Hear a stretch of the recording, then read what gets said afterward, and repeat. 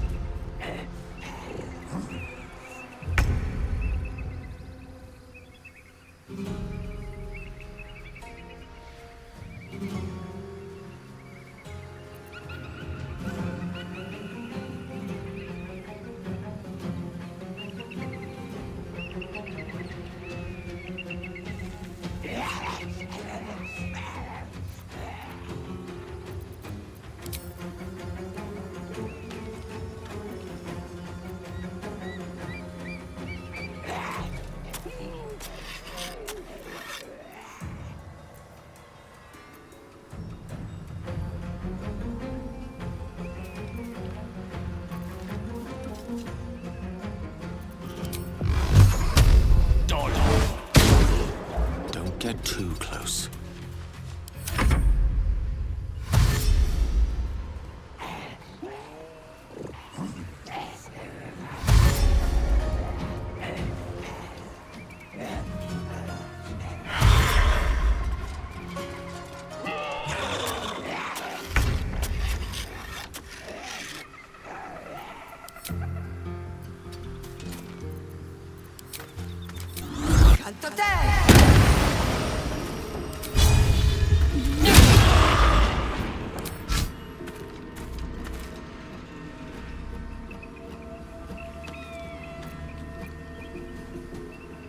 Concentrate.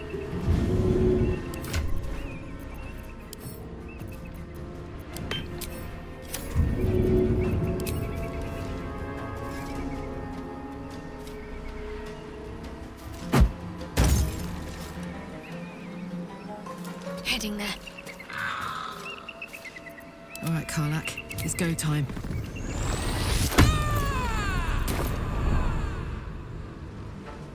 Find a route.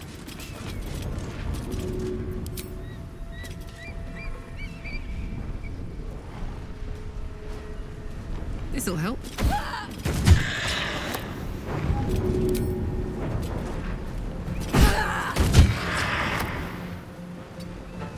Never a dull moment. These boots have seen everything.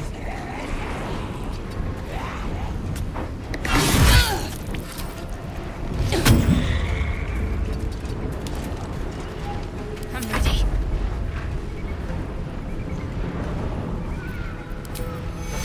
Take your...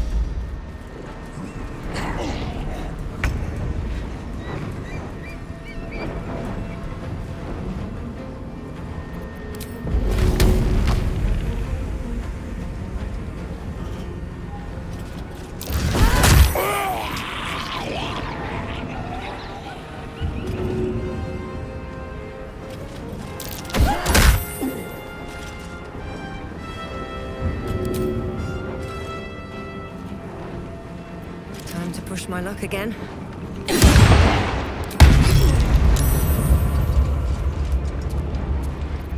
Watch this.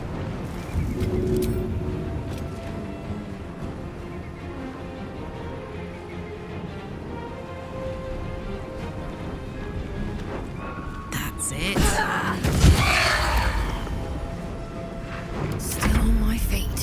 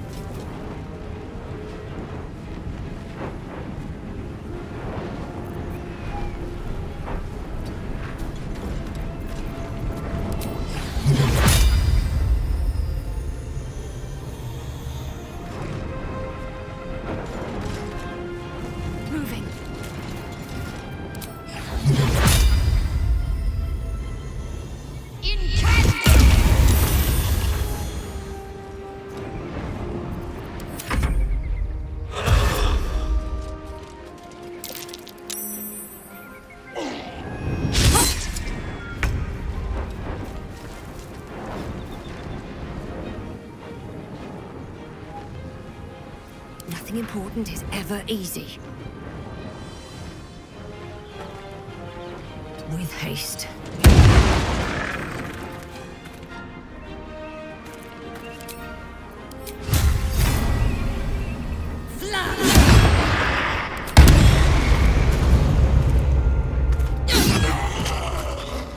Unleash me.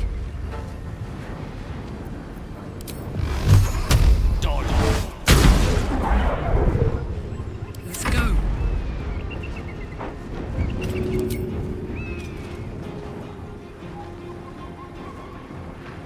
My little trick.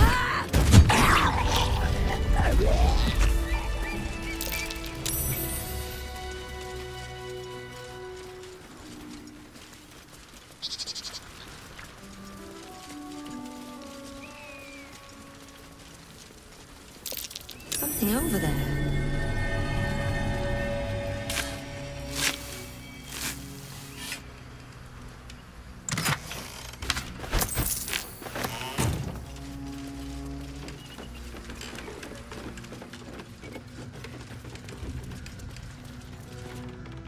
Who there, wanderer? Stay thy course a moment to indulge an old man. Elminster? The very same, Gale. And a fair bit miffed he is, too, finding himself forced to expose his best pair of boots to so many miles of country road on your behalf.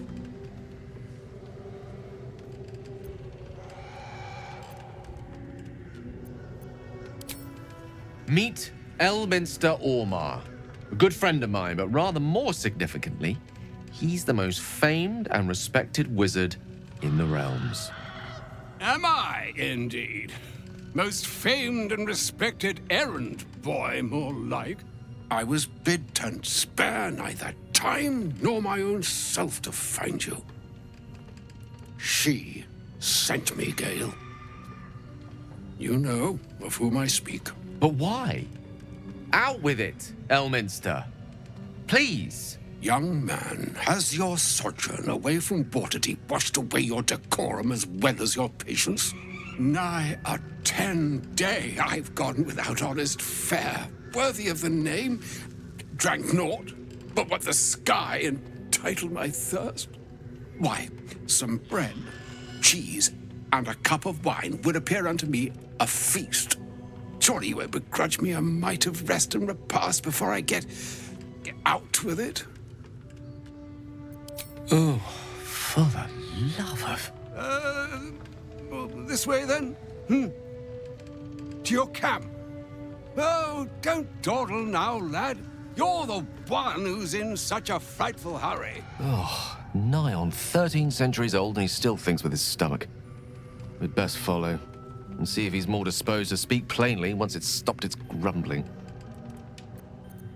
A wise choice. Better to indulge your curiosity than Elminster's appetite. Yes, what a delightful wedge of old Arthurian that was. Doesn't do to parley on an empty stomach, you know. Makes one's words frivolous when they should be grave. Plenty to digest, after all. A good deal to stew over, if you will. Words ladled with import should be savored so as to better absorb their meaning. Wouldn't you agree? Elminster! Right. You see,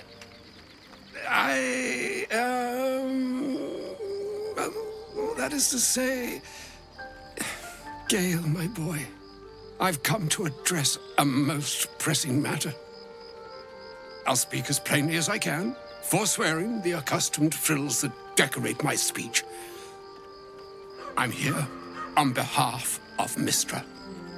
The message and the charge I bring you are hers. Oh, Mistra's delicate feet are ill-suited for the hardships of the road. You know where you went wrong, Gale.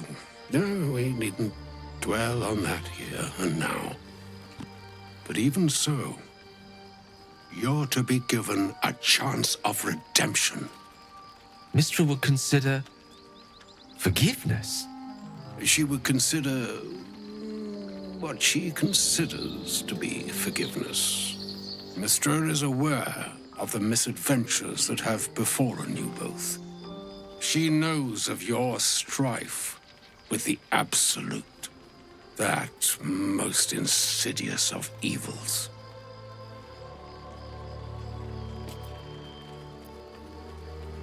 They choose the instruments of their will with great precision. Sometimes the single drops we think we are do not realize what waves we are building up to be. Do not discount yourself, and by the same token, do not discount your enemy. You must know that the Absolute is more dangerous than you can possibly conceive.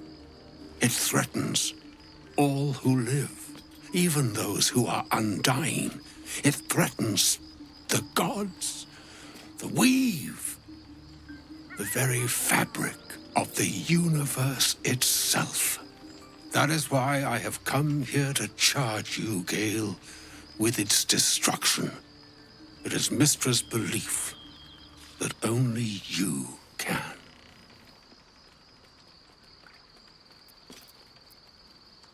I doubt not your conviction, but Gale has an unnatural advantage. The orb. Precisely. Mystra has granted me the power to stop the clock, as it were, on the orb's rush to overpower you. Instead, you will be able to unleash its lethal combustion at will. Interesting. This could be help or hindrance. We shall have to see. You must find the heart of the Absolute, whatever that may be, and use yourself as the catalyst that will burn it from this world.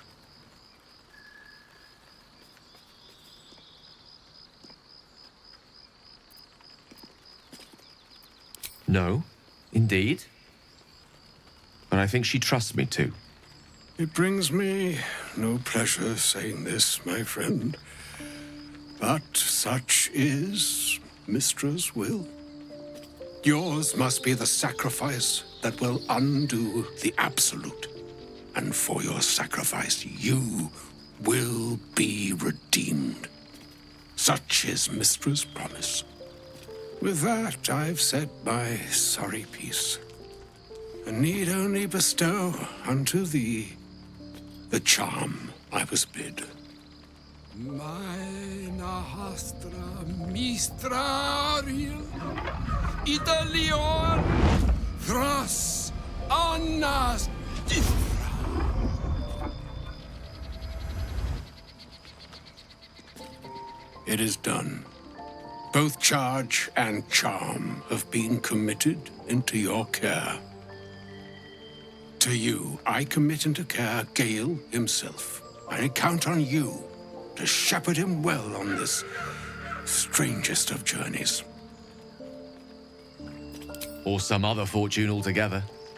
Like moons make swell and wane the nescient seas, so too the sky-strewn gods ordain the tidal fates of mortal days.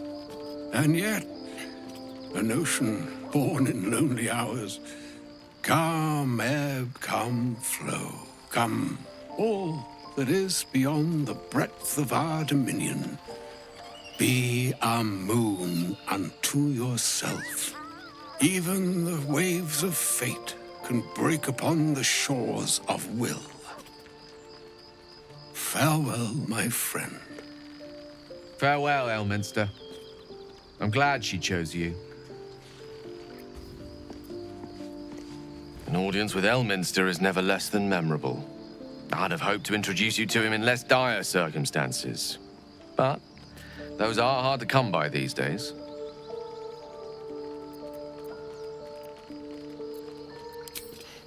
A wizard doesn't reach Elminster's age without enjoying their home comforts. Those who seek danger over cheese don't tend to live as long. For Mystra to have sent him, the severity of her bidding could not be clearer, or weigh more heavily on me. Time seems so infinite when you're young.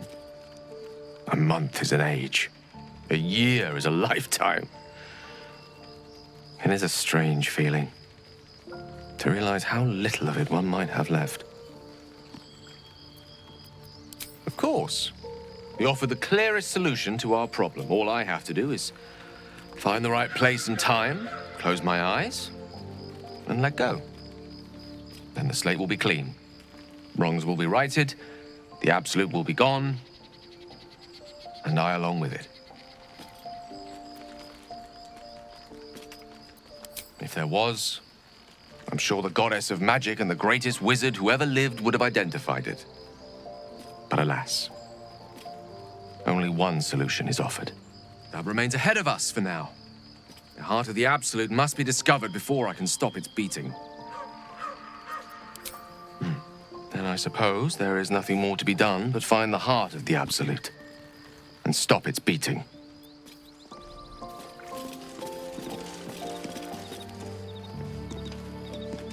Oh, was that Gale's granddad?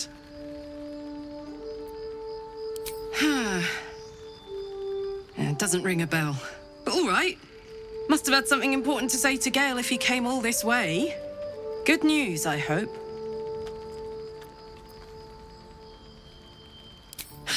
Whoa, now, he's got a... Well, I guess that would explain a little, but... Mystra? I mean, this is a lot to take in. What's he going to do?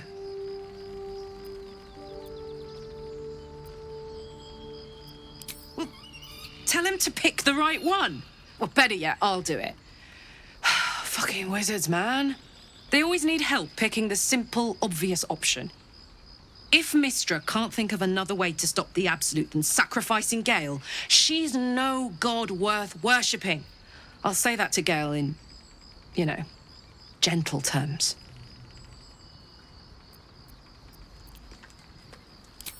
We were both part of Zariel's inner circle.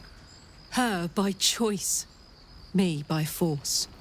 In the grand scheme of things, I'm inconsequential to Zariel. Sure, I've got the engine, but I wasn't even her strongest fighter. But she favored me like a child favors a captive pet. Mizora envied the attention, I suppose. I'm sure when Zariel gave her the order to hunt me down, Mizora was delighted.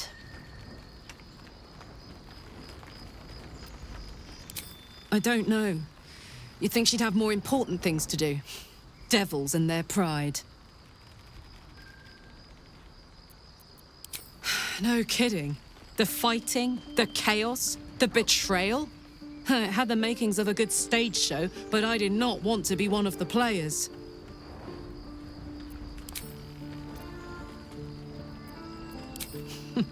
Funny you should ask.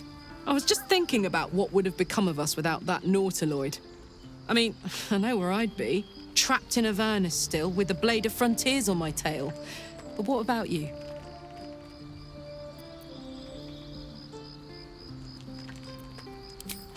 Lucky you. Sometimes I think I'd be better off indulging in a bit of light oblivion. Well, we may as well make some good memories mixed in with the body horror, huh?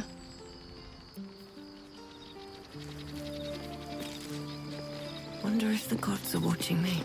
Seems like a good moment to talk. I can't believe Mistress demanding Gale sacrifice himself to destroy the Absolute. It's just a waste of a perfectly good cult that we could be controlling. And a waste of a perfectly good Gale, I suppose.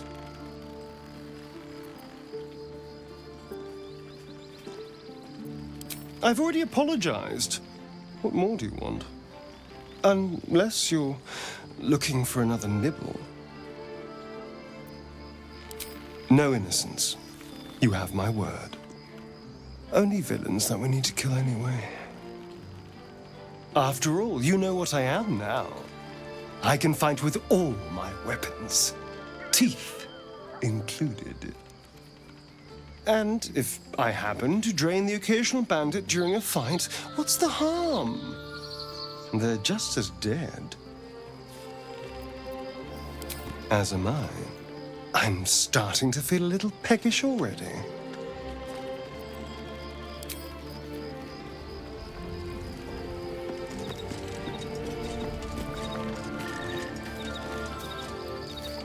Oakfather's blessings to you.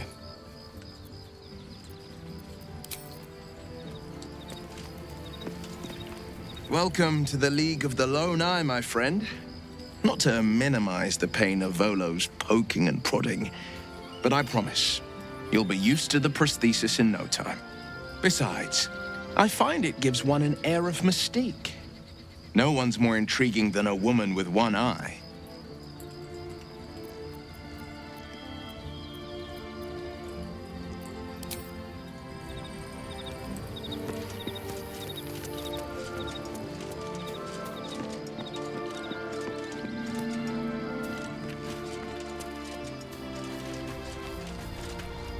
I can't believe Mistra actually expects Gale to just sacrifice himself like that. Seems like a waste of a fine mind. You thought of me. Thank you. It's beautiful. I'll find a place of honor for it in camp. Nobody's ever given me anything before. What do I owe you in return?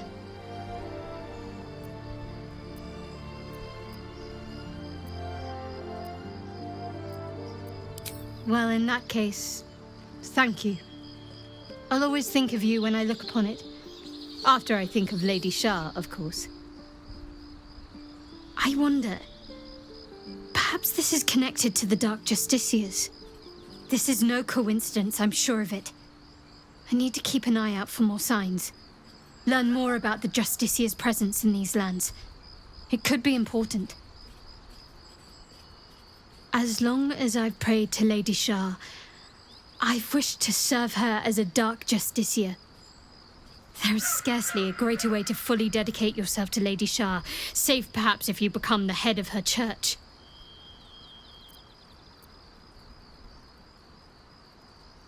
Thank you. I should have known you'd be understanding.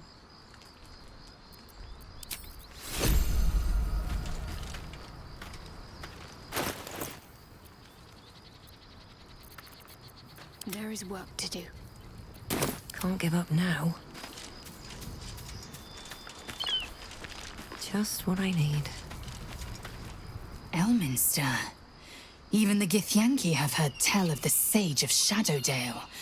Some of his works have been translated to Tirsu. That doesn't mean his every word carries wisdom, however. Near as I can tell, Mistra demands Gale's faith, but holds no faith in him. Why else would she demand Gale sacrifice himself, and perhaps so many others? Does she not think he can destroy the Absolute with his own immense talents? Does she not know the mighty company that he keeps? Demanding Vlaakith may be, but she acts for the good of the Githyanki people. Mistra is concerned only for herself. Perhaps he'd find forgiveness in a fiery death. But I can't help but wonder why he'd want it at all.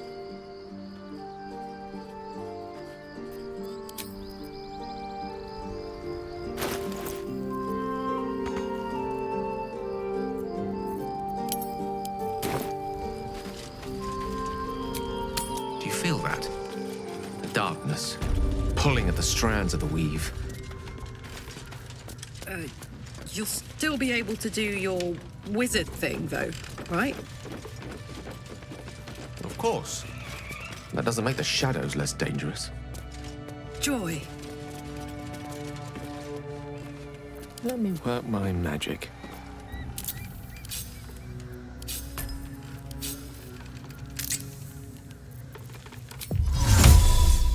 Solid Out of my mind. And well, in it.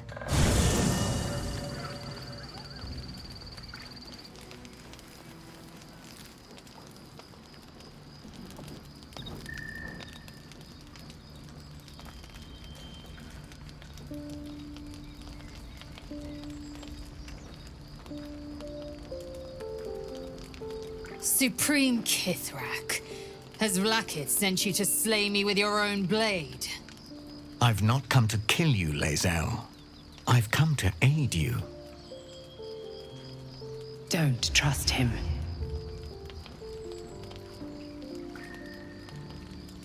Skakek Kier Gith Shabeleth. My blade rests. Mother Gith compels you to listen. Speak.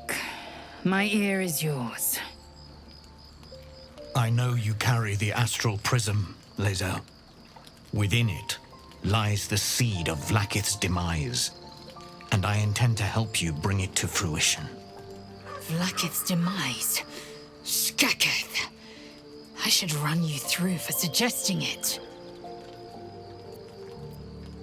If they have not said, they must have good reason, and I won't be the one to betray them. But the one inside's chosen you as an ally, protects you with their power. That very power will be the end of Vlaakith's tyranny. The Prism's tenant must be let loose. I've sought their freedom for eons. When the Prism went missing, I feared the worst. Instead, you've granted the opportunity I've so long awaited. All that remains is the key that unchains them. And I've found someone who I believe can provide it. Bring the Prism to Baldur's Gate. I'll be waiting in a taproom called Shares's Caress. That is where we decide the fate of my people. Lae'zel, together we will break our chains and be Vlaakith's slaves no longer. I am no slave, Jastil Kithrak. The Undying Queen is my freedom. It is she who will purify me, and she who will ascend me. Lies, Lae'zel, every last one. There is no purification, no ascension. The Zaith Isk does not purify, it extracts memory and kills the infected. Nor does the Lich Queen glorify the ascended. She feeds on most all of them to grow her power and pursue godhood. Madness! You flood me with this heresy. I will hear no more of it.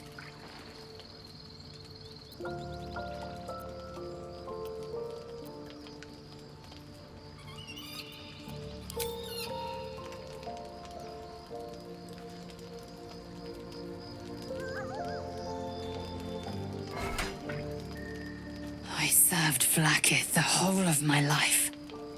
Learned her words, fought her battles, yet she names me her Sharlak. Your words carry truth.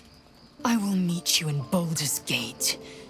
Do not make me regret it.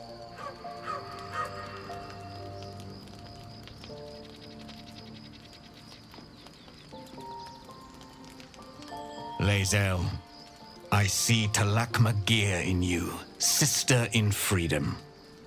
Together, we will be our people's light. Take this.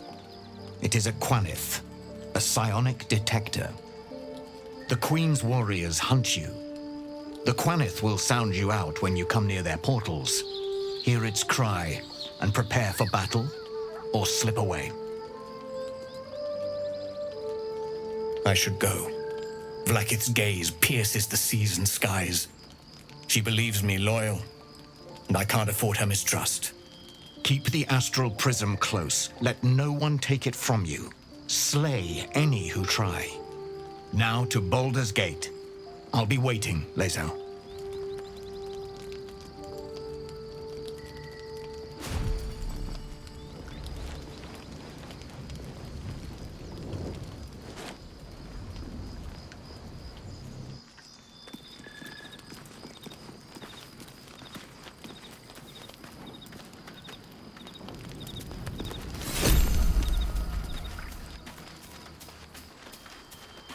Maybe it'll bring us closer. Vlaakith Kosivim Chrath Crashhead. Only in Vlaakith may we find light. These were the first words I ever read on Tirsu's slate. But they are no mere aphorism. They are law. They are creed. The root from which the 10,000 protocols stem.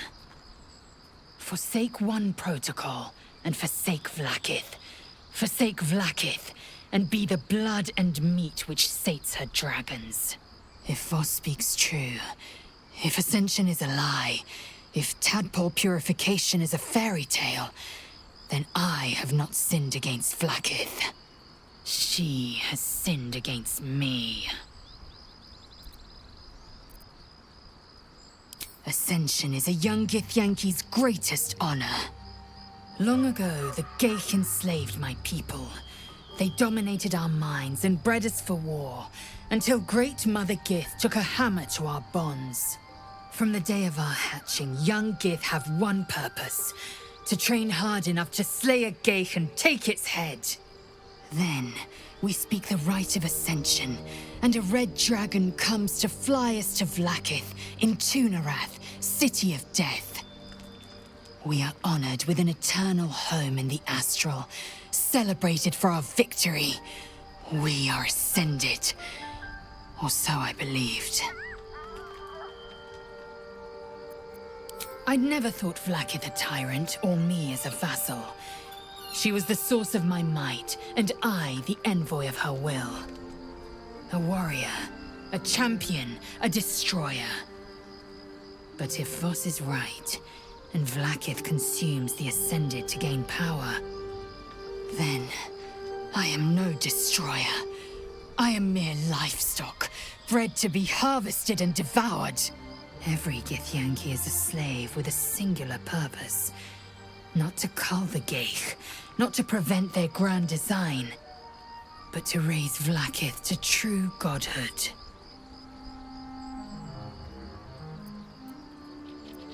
I don't know.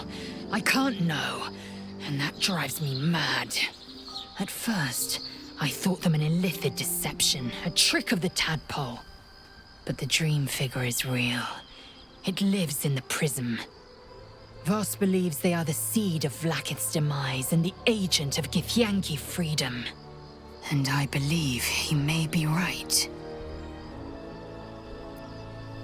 Then, when the Kithraki come for me, and come they will, I will submit to their blades. They would feed me to their dragons, and I would deserve no better.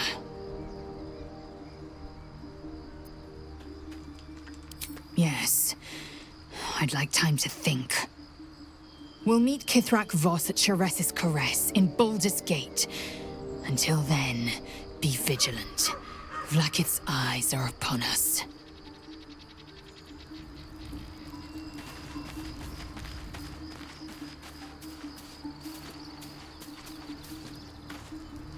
I didn't expect Glazel to turn on the Lich Queen so readily. Wonders never cease.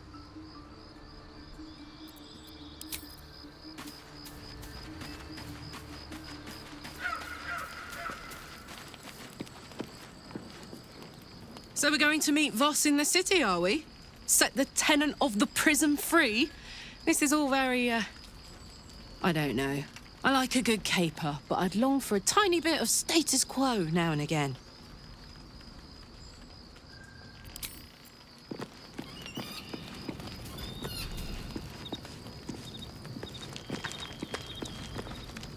What will Voss have to show for himself when we catch up with him, I wonder?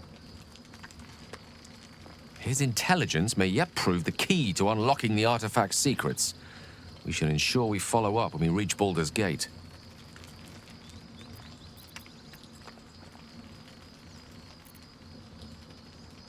Oh, you know me, ever the optimist. I'm trying to focus on the positives. Truth is, I was living on borrowed time already. Consuming those items would only have kept the orb sated for so long. If anything, I feel more at peace than I have in months. At least now I know my death will have purpose. It won't be a distant bang in the footnotes of history. I've no doubt she has the power to do so, but as for the permission, Ao would not look kindly on her meddling in mortal affairs. Divine intervention has a tendency to make things worse, not better. As for Elminster, he saved the realms more times than legend can recount. But to take on a god is no easy feat, even for him. My orb is the best chance we have, and only I can wield it. She expects those who seek to use the weave to do so honestly, and with respect for its potential to destroy, as well as its potential to save. I doubt she's asked many of her followers to blow themselves up. That's a fate she's bequeathed exclusively to me. She wouldn't ask such a thing if it weren't our only means of survival. However much she's annoyed at me.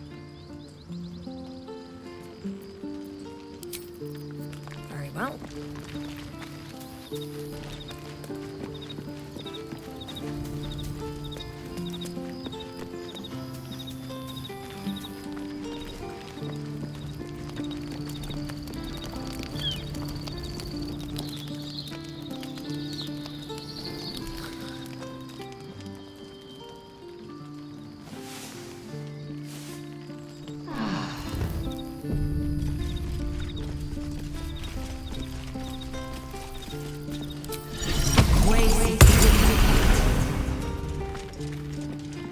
The dog is unable to speak through the small bag he holds in his mouth.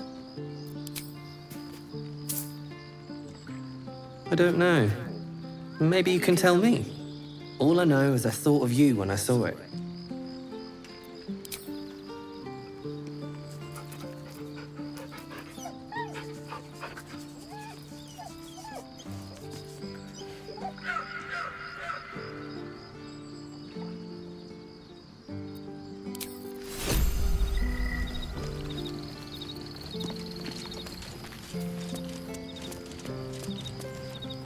You wish to speak?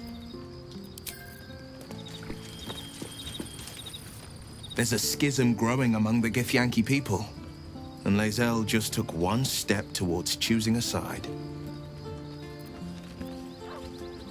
Not so enchanting as you'd think. The Portiers, the Caldwells, they were the blue bloods hosting the fancy balls and drinking from gold goblets. Father's the son of a blacksmith, born with barely a coin in the coffers. He made a name for himself among the Flaming Fist, brave as Balduran, stubborn as a deep Rothay, daring, outspoken, but hardly posh. I spent more time dueling with Father than I did rubbing elbows with lords. Not to say I didn't develop a taste for good wine and the talent for courtly dance.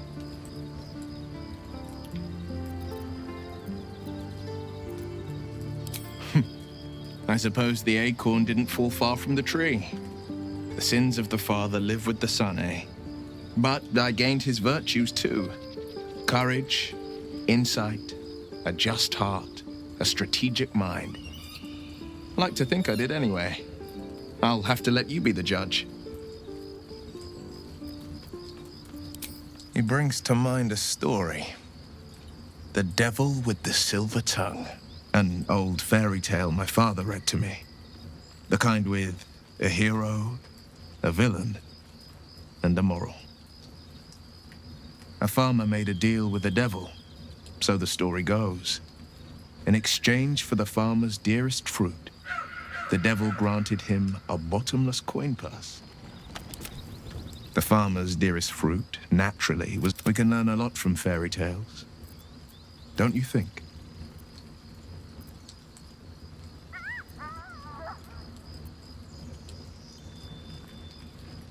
That's because you still have hope. But when he becomes your last hope, remember this. He'll require of you only what you're least ready to part with, and then require more still. You might think you'd give up anything for a cure, but the devil won't take just anything. He'll take everything. My father once said, "One does not pursue a champion's life. One merely answers its call." So it was for me. After my exile, I was hunting near the Cloakwood. I heard a child crying out from a lone farmstead. I found him in the fields, flanked by goblins. His mother's corpse bled into the soil next to him. I don't remember much of the battle, but I remember drying the boy's tears after. Proud? No. Angry. Angry at the monsters preying on innocents. Angry at the so-called good gods for tolerating the cruelty of the evil. Angry at myself that it took so long for me to see the coast suffering. The frontiers demanded a blade, and so I heeded. And it's nice to meet someone of your talents. Having a worm wriggling in my skull didn't instill much confidence in the days ahead. With you as my ally, the future looks a little less daunting. It's said that anyone who bathes in the river of blood emerges as one born anew. It's a lot like that, I imagine. I feel the weight of these horns on my head, curling upwards like a mammoth's tusks. I feel these ridges snaking down my neck, not to mention a few bumps and prongs in unmentionable places. But I haven't seen my reflection just yet. Be my mirror. What do you see? I can't tell if you're being silly or serious. I'll accept the flattery either way. I suppose I'll grow used to the new me, horns and all. The people will see a curiosity, maybe even a beast hungry for their souls. But I will slay their monsters, keep them safe, and one day they will see the Blade of Frontiers again. The one little question that put me out of house and home. I can't utter the terms or circumstances of the pact. I can tell you most all else, but the pact, I'm forbidden, unless Mizora permits it. But I'll say this. The moment I pacted myself to Mizora, I have not regretted for a heartbeat. It was my proudest deed.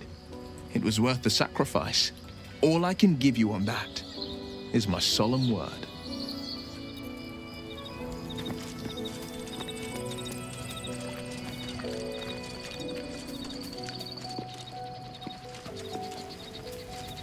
Always a pleasure.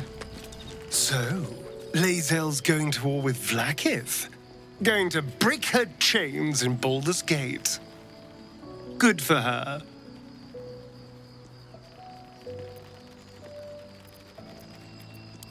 What's to tell? I was sired by a vampire named Cazador. Everything before that is so long ago it's ancient history. And everything that came after, well, I'd rather not reflect on it. I was a magistrate, working to keep the peace in Baldur's Gate, imprisoning troublemakers, that kind of thing. I can't remember much, truth be told. Centuries of torment will do that to you.